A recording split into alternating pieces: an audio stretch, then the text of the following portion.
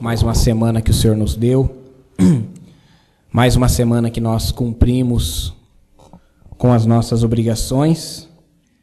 Bom, abra sua Bíblia comigo na epístola do apóstolo Paulo aos Filipenses, capítulo 3. Filipenses 3, nós leremos apenas os versículos 13 e 14. Se você encontrar na sua Bíblia, se coloque em pé em reverência à palavra de Deus. Filipenses 3, 13 e 14.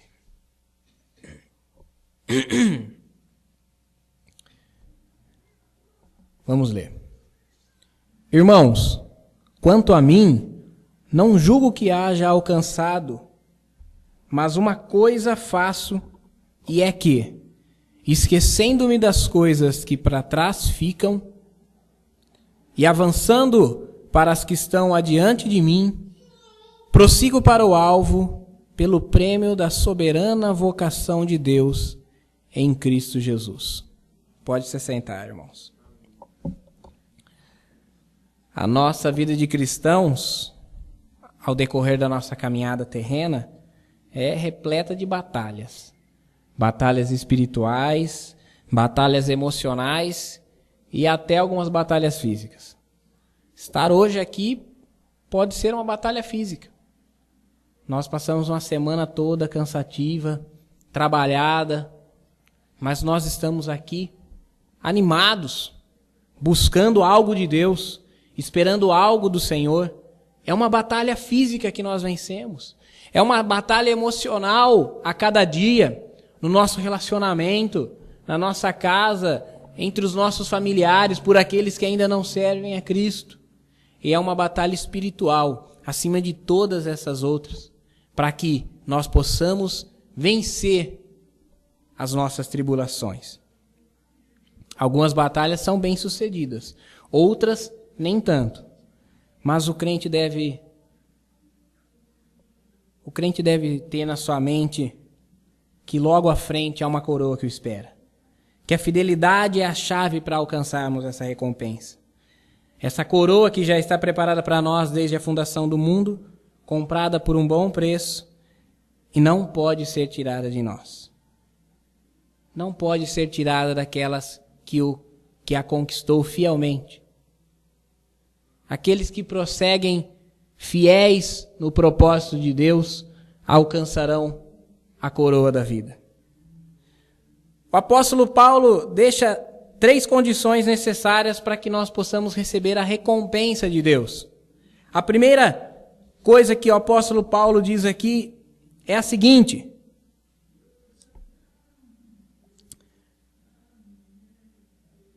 esquecendo-me das coisas que para trás ficam. O crente precisa deixar as velhas coisas para trás. Jesus ensinou aos seus discípulos que um vinho novo estava chegando. Ou seja, uma nova alegria em servir a Deus. Mas para que esse vinho chegasse, era necessário desfazer-se do antigo. Isso Jesus falou a respeito da aliança de Deus. A aliança que Deus renovaria com a humanidade. A aliança que foi quebrada na antiguidade. Hoje nos é dada uma nova alegria. Deus nos traz uma nova alegria.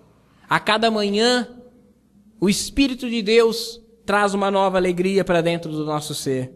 No entanto, mágoas, rancores, culpas nos impedem de seguirmos na direção da recompensa. A culpa pelo pecado, a culpa pela omissão, a culpa pela infidelidade, rancores, mágoas que nós temos no nosso próximo.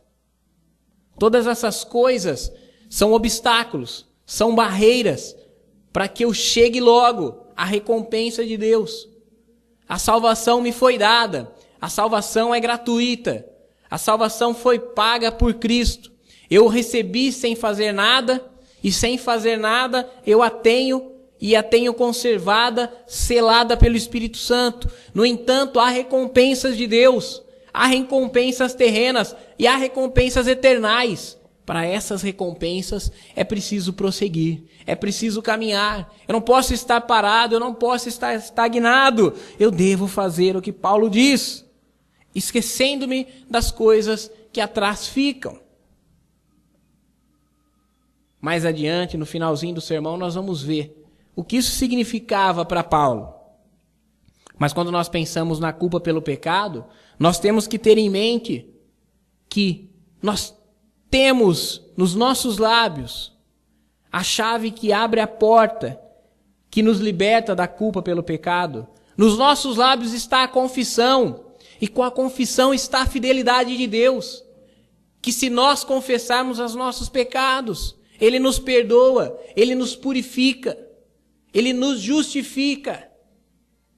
Quando nós sentimos a culpa pela omissão, quando nós não fazemos aquilo que nós poderíamos fazer, quando nós nos omitimos do nosso papel de cristão, do nosso papel de testemunhas, quando nós perdemos o gancho para falarmos de Jesus, então nós temos que pensar que ainda há tempo, ainda o Senhor tem nos dado tempo, ainda nós estamos vivos na terra, há tempo de escavar a figueira, há tempo de adubar a terra, há tempo de trabalhar para que nós tenhamos frutos. Se você se sente culpado pela omissão, basta. Ponha um fim nisso hoje. Tome as ferramentas na sua mão, tome o arado na sua mão, fira a terra, lance a boa semente, não se omita mais. Ore a Deus para que o Espírito Santo te dê ousadia, intrepidez, que o Espírito Santo te dê uma língua para proclamar às pessoas, uma língua para citar as Escrituras às pessoas. Quando há culpa pela infidelidade, nós devemos lembrar que ainda que nós sejamos infiéis, Ele permanece fiel. Ainda que nós venhamos cair no nosso pecado, mas o justo cairá 7 vezes e 7 vezes se levantará. Tantas quantas vezes forem necessárias, tantas vezes quantas forem necessárias, o Senhor estenderá a mão. Aquele que me deu o novo nascimento, por que não me dará restauração todas as vezes que eu precisar? Eu sou como barro, eu sou como um vaso nas mãos de Deus. Eu ainda estou em processo de formação. Quantas vezes a minha forma desagradar o meu Criador, o meu oleiro, Ele vai quebrar, Ele vai amassar, como o vaso que está nas suas mãos que não agrada. E o oleiro quebra e faz daquele um vaso novo. Assim somos nós, todas as vezes que sentimos culpa pela infidelidade. Porque nós falhamos, porque nós negamos a Jesus, porque nós nos envergonhamos do Evangelho. Nós estamos suscetíveis a isso. Mas nós também estamos diante de um Deus que é poderoso para restaurar-nos quantas vezes for preciso. Quanto aos rancores, às mágoas, irmãos, não há nada melhor para deixar isso para trás do que confrontá-las. Perdão não é amnésia, perdão não é esquecer-se, perdão não é enterrar um machado no seu quintal com o cabo para fora. Perdão é confrontar aquele que te feriu. Perdão é estar frente a frente daquele que te magoou. E abrir o seu coração e rasgar o seu coração e dizer: estou entristecido, olha, não esperava isso de você, olha, você me entristeceu muito, talvez ele se aquebrante, talvez ambos se perdoem, não, talvez ele esteja tão duro de coração que vai achar soberbo da sua parte oferecer perdão a ele. Mas o que importa é que você está lá, abrindo mão da mágoa, abrindo mão do rancor, sabendo que a outra pessoa sabe dos seus sentimentos feridos e que você está disposto a perdoar. Mas não faça isso como qualquer ser humano. Não faça isso da boca para fora. Não combata mágoas e rancores como um ser humano qualquer. Faça isso movido pelo Espírito Santo. Ore por aqueles que te perseguem. Ore por aqueles que te ferem. E então, sob oração, sob orientação do Espírito Santo, reconcilie-se, perdoe. Peça perdão, seja perdoado, conserte a situação. Depois de ter deixado as coisas velhas para trás, o segundo passo que o apóstolo nos diz, está no versículo 14, ele diz: prossigo para o alvo. Avançar para o alvo. Apesar de esses sentimentos bloquearem o nosso caminho, é preciso superá-los. E para isso é preciso ter um objetivo. Para superar os obstáculos, é preciso ter um objetivo.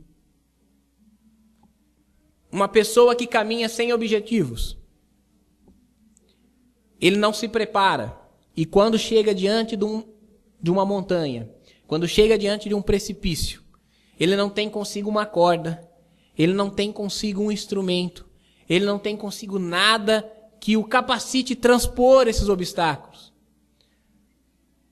Aquela pessoa que está cabisbaixa, aquela pessoa que está andando desapercebido, ele tropeça nas pedras.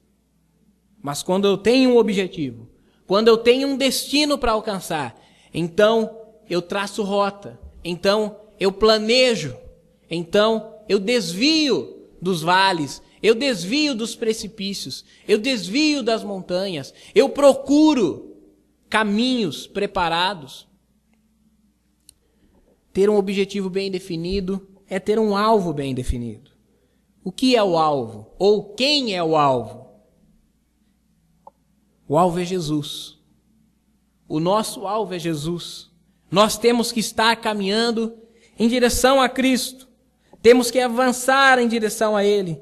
Ele mesmo disse: venham a mim os exaustos, venham a mim os sobrecarregados, eu vos aliviarei. Ele disse: aprendam de mim, que sou manso e humilde de coração, e encontrareis descanso para as vossas almas. O que a nossa alma necessita, irmãos, é descanso, é repouso, é deitar a cabeça no travesseiro sem se preocupar com o dia de amanhã. Quando eu digo isso, eu não quero dizer que o crente deve ser uma pessoa despreocupada, uma pessoa maluco beleza, que não está nem aí para amanhã, que não calcula as coisas que faz, que não pensa no resultado das atitudes que toma. Não é isso. Mas ele não é uma pessoa que se enfada, que se enfadonha de pensar no dia de amanhã. Ele não é uma pessoa que se culpa pela imperfeição de hoje. Ele não é uma pessoa que desanima pela derrota de ontem. O crente que está focando em Cristo, o crente que se aproxima de Cristo, aquele homem que busca ao Senhor Jesus, então ele recebe conforto, descanso. Jesus não é mentiroso. Vir até Jesus não é vir até a igreja. Vir até Jesus é vir até Jesus. É por meio de uma relação íntima, pessoal com Ele. É através da oração, é através da leitura bíblica. É através do diálogo franco. Ele é uma pessoa. Jesus não é uma ideia, Jesus não é um amigo imaginário. Ele é uma pessoa mais viva do que eu e vocês. E se eu e vocês somos inteligentes, capazes, se eu e vocês somos falantes, Jesus também é falante. Jesus também é inteligente, Jesus também é capaz. Jesus também tem personalidade. O meu Jesus não é diferente do Jesus do Ti, não é diferente do Jesus da Mariana, não é diferente do Jesus do Marco. O meu Jesus é igual ao Jesus do Renato, da Andréia, da Gi. O meu Jesus tem uma personalidade própria, o meu Jesus tem vontade, o meu Jesus tem planos, objetivos para a minha vida. Mas será que eu estou vindo até Jesus, buscando paz, buscando repouso, buscando alívio, buscando descanso para a minha alma? Jesus é o nosso refúgio contra as tristezas passadas. Jesus é a porta estreita. Mateus 7, a partir do versículo 13, Jesus começa a orientar aquela multidão, dizendo: entrai pela porta estreita, porque larga é a porta e espaçoso o caminho que conduz à perdição, e muitos entram por ela.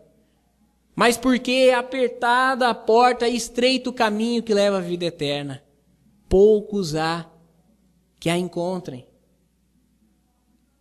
Entrar pela porta estreita implica em deixarmos a bagagem do passado para trás. A porta é muito estreita. Aquele fardo não pode entrar junto conosco. Se trouxermos conosco todo o fardo do pecado, da infidelidade, das mágoas, não conseguiremos entrar na porta estreita. É preciso antes deixar tudo isso aos pés da cruz. Imagine-se carregando fardos e fardos das suas culpas, fardos e fardos dos seus sentimentos, dos seus pecados. Como entrar a porta estreita? É estreito mesmo, irmão. É justinho. Ela se amolda.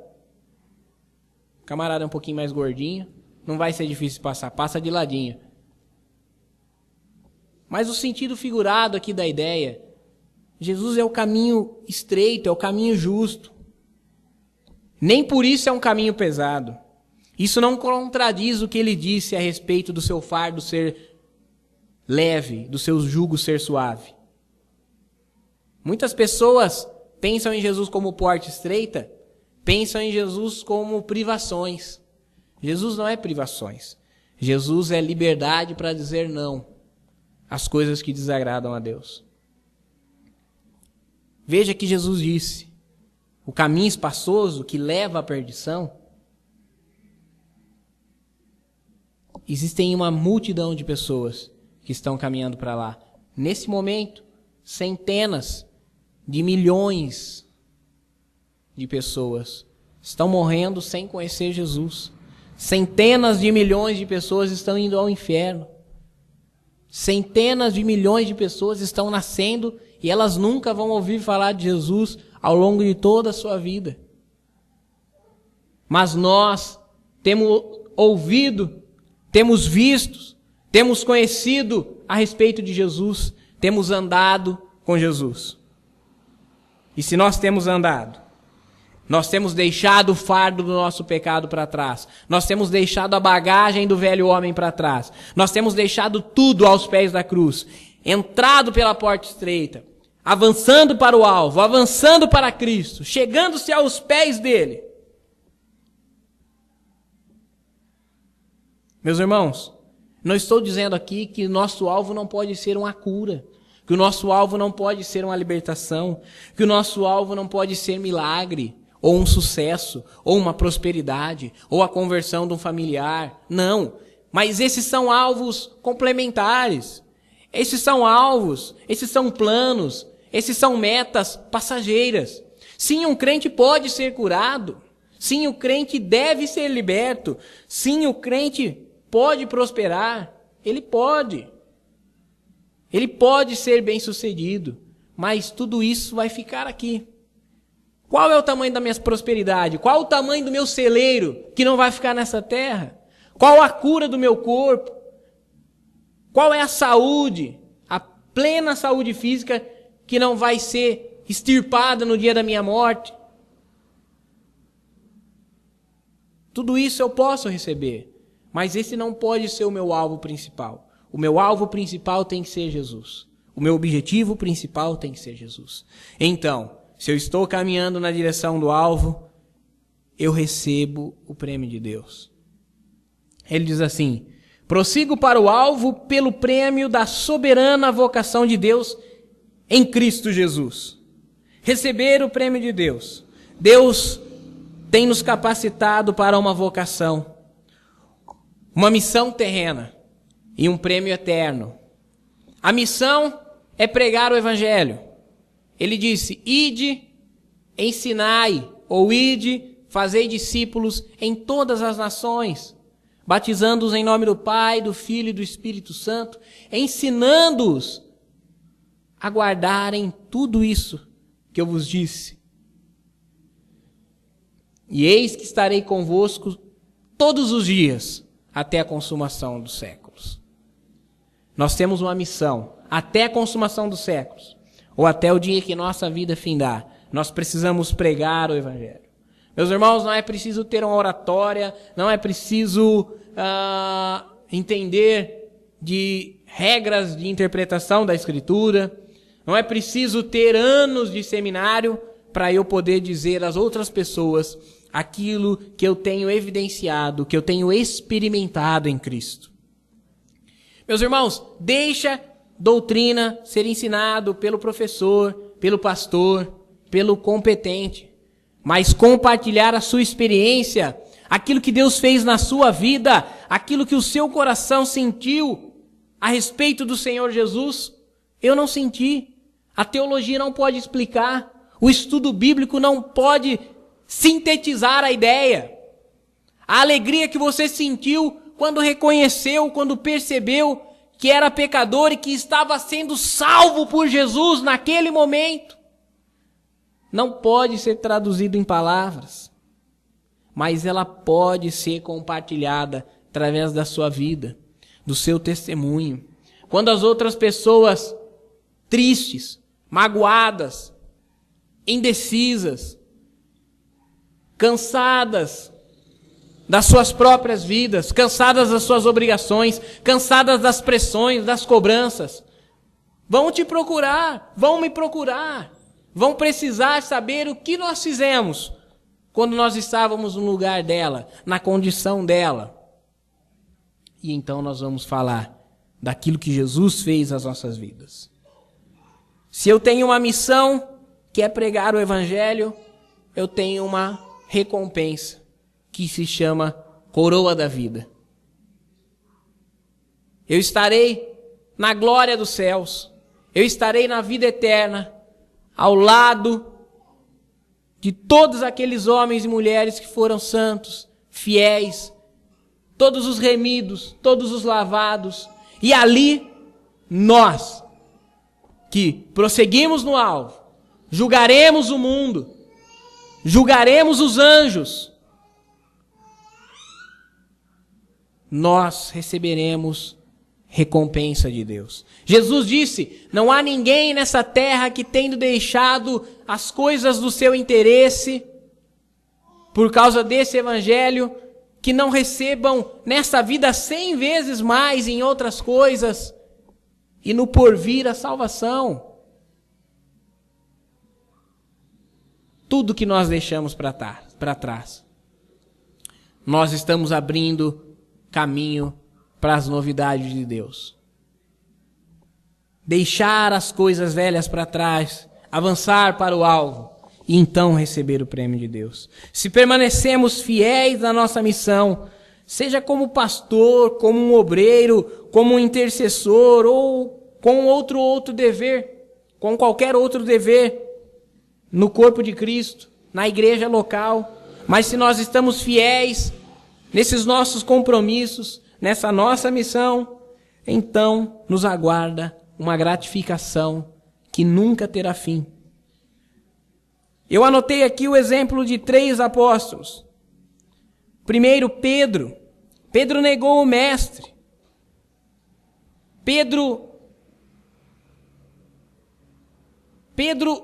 teve medo. Pedro foi fraco. Praguejando, ele negou a Cristo, mas se arrependeu, e com prantos, e com multidão de lágrimas, recebeu a missão de apacentar o rebanho do Senhor, e foi fiel até a morte, e morreu por causa daquilo que ele cria. Tomé duvidou do testemunho dos seus amigos e dos irmãos, mas depois se arrependeu. Depois alcançou boa aprovação do Senhor. Tomé faz uma afirmativa a respeito de Jesus. Tomé faz uma afirmativa a respeito de Jesus, que é fundamento da nossa fé. Quando Jesus surpreende a Tomé, que no meio do seu discurso de dúvida, é surpreendido pela aparição do Mestre diante dele, e diz, olha Tomé, você não creu no testemunho dos seus amigos? Pois olha aqui, veja, sou eu. Olha as minhas mãos, estão furadas. Olha o meu lado, toca ao meu lado. Bem-aventurado é aquele que não viu e creu. Tomé professa: Senhor meu e Deus meu. Jesus é o nosso Deus, irmãos. Jesus não é um anjo de Deus que veio fazer uma missão. Jesus não é uma criatura de Deus. Jesus não é um profeta de Deus. Jesus é Deus que encarnou no seio da humanidade. E Tomé profetiza isso para nós. Mas Tomé duvidou, mas depois alcançou a aprovação do Senhor. O apóstolo Paulo, quem escreve essas coisas para nós, na sua ignorância espiritual, perseguiu a igreja de Cristo, mas converteu-se. Foi o maior missionário da igreja primitiva. Levou o evangelho a toda a população da Ásia Menor, do Oriente Próximo, daquele mundo antigo. Levou o evangelho à capital do império. Levou o evangelho à catapulta que foi propulsora do evangelho. Sem o evangelho ter chegado em Roma através de Paulo, ele não poderia ter chegado em Portugal, ele não teria chegado no Brasil. Deus usou aquele perseguidor, Deus usou aquele assassino dos crentes para se tornar o maior avivalista da história da igreja. Todos esses homens deixaram para trás as culpas. Todos esses homens deixaram para trás os erros do passado e mantiveram o foco no alvo, nas suas missões. Todos eles foram fiéis até a morte. Seguiram o exemplo. Seguiram o exemplo de Jesus e serviram de exemplo para nos inspirar a alcançar o prêmio de Deus, a salvação, a vida eterna, a coroa da vida que o Senhor tem para nos dar. Saia daqui hoje, irmão, sabendo que você tem uma missão. Você tem uma obrigação para com Deus. O nosso Senhor breve vem. E o que nós temos para apresentar do nosso trabalho? Pois é isso que nós temos que sair daqui hoje. Focados. Focados. Sabe aquela preocupação que você tem quando a conta vai vencer e você ainda não tem o dinheiro necessário? Você precisa correr atrás desse dinheiro a tempo de pagar a dívida. A dívida sua já foi paga, mas você tem uma obrigação para com o seu credor. Você tem uma obrigação junto a Deus. Essa mesma preocupação, essa mesma inquietação, você tem que ter em ganhar almas. Não a inquietação com a conta de luz da sua casa, não a inquietação com o emprego que você trabalha, não a inquietação com o seu vizinho. Você tem que estar inquieto com aqueles que ainda não são salvos. Você tem que estar inquieto pelo seu testemunho ser eficaz, deixando as coisas velhas para trás, avançando para o alvo, para o prêmio da soberana vocação de Deus em Cristo Jesus. Amém? Vamos orar. Se coloque em pé. Feche os seus olhos. Vamos falar com Ele. Pai, no nome de Jesus, nós queremos te pedir nesse momento que o Senhor abençoe a vida de cada um de nós que estamos aqui esta noite. Pai, que essa palavra seja plantada no íntimo do nosso coração, no íntimo do nosso ser, e que nós sejamos capazes, meu Deus, de sermos fiéis a esse chamado, fiéis a essa vocação que o Senhor nos deu. Que nós possamos deixar as culpas, deixar o medo, deixar as mágoas, deixar, ó Deus, a vida e o pecado para trás. Avançarmos para o alvo que é Jesus, pelo prêmio da nossa vocação, da nossa missão que o Senhor nos tem dado, e sermos galardoados, recompensados, abençoados por Ti. Nós te pedimos no nome de Jesus. Amém